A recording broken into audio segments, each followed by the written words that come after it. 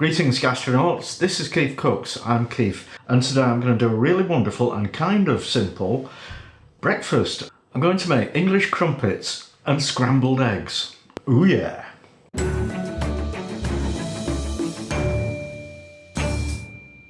Okay, I've just read that crumpets may have originated in Wales, so sorry about that.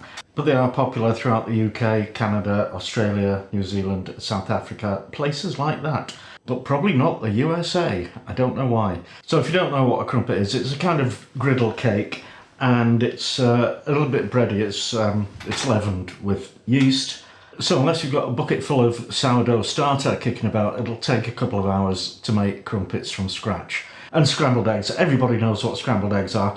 I've done it before. I did it 3 different ways, but I actually had a craving for scrambled eggs a couple of days ago, and I made some, and they were fantastic. So I thought I'd share that recipe with you because it's really good. If you enjoy this video, give it a like, share, subscribe, etc. And let's go on with it. Crumpets and scrambled eggs. Alright, for your crumpet batter you'll need 150 grams of strong light bread flour, 100 grams of plain all-purpose flour, 250 ml of warm milk, a teaspoon of sugar, a teaspoon of easy bake yeast, half a teaspoon of salt, and a teaspoon of bicarbonate of soda, baking soda, and also about 50 ml of warm water to dissolve that in. But that's later on, so set that aside for now. Yeah, easy bake yeast. I think last time I used yeast, I pointed out I got accidentally, I always thought this was called active dried yeast, but it isn't. That's slightly different. If you have got active dried yeast, look at the label on the packaging. It'll probably tell you that you need to activate it for, mix it in warm water for about 5-10 minutes until it's frothy, and then you can use it. Otherwise, if you don't activate it, it's not active.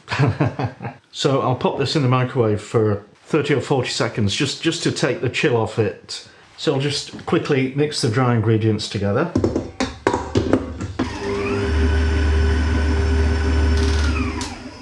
And then pour in the warm milk. And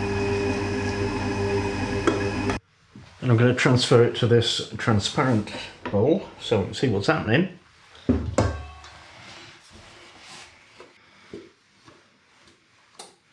Okay, so cover it and stick it in a warm place to prove. You want it to double in volume, and that will probably take 60 to 90 minutes. Okay, there's the batter, well risen, and now we need to add the bicarbonate of soda. And I've got 50 ml of warm water there, and a teaspoon of bicarb. Mix them together and pour it into the batter. And mix that in. Okay, put that back in the warm place for about half an hour. Alright, while that dough's going on, we can mix up the eggs. So basically 3 medium eggs, 125 ml of double cream, and a pinch of salt. You will need some butter for the pan. Let's make a mess.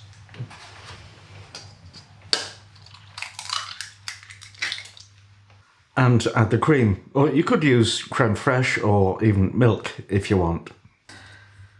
And whisk them until it's all a uniform consistency and there's no streaks of egg.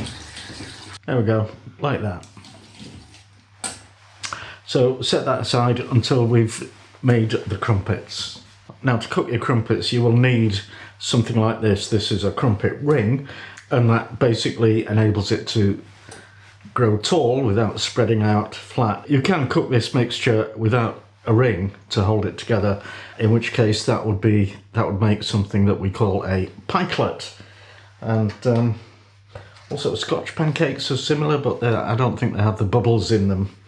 Bubbles are what we're after in crumpets, because then you can fill them with molten butter. So I'm just buttering these rings, they're supposed to be non-stick, but I know they're not, from bitter experience. Okay, there's our batter, nice and bubbly, also nice and warm. So we're going to go over to the stove.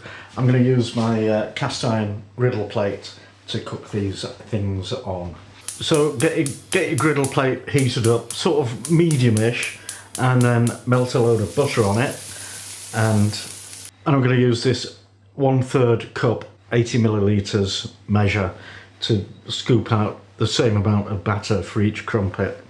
So you need to cook the crumpets for about 7 or 8 minutes on one side, and then release them from the rings and just turn them over and give them another minute or two on the top, and then you can eat them straight away with tons of butter, obviously, or you could let them go cool, keep them in the fridge for a few days.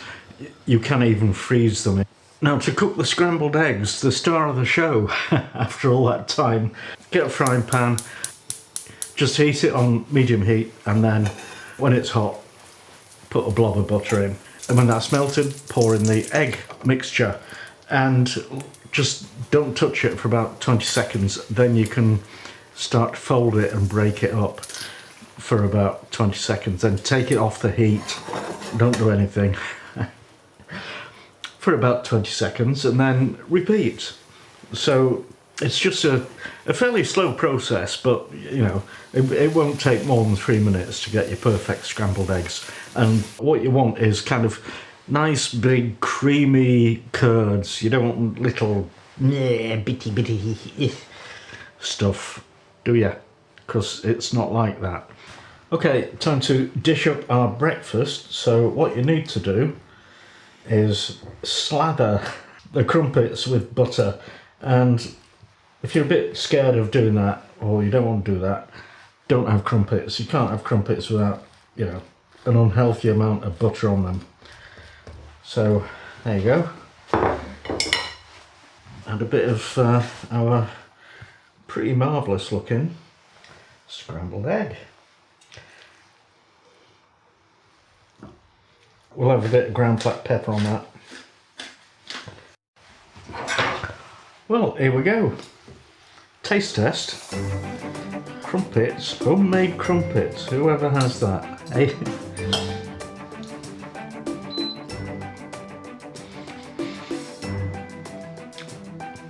Oh yeah. And scrambled egg. I have to admit, that is fantastic. And really, homemade crumpets might seem like a lot of faff, but really worth it. So give it a go.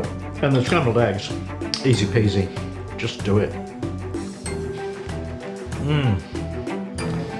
Okay, thanks for watching, and see you next time.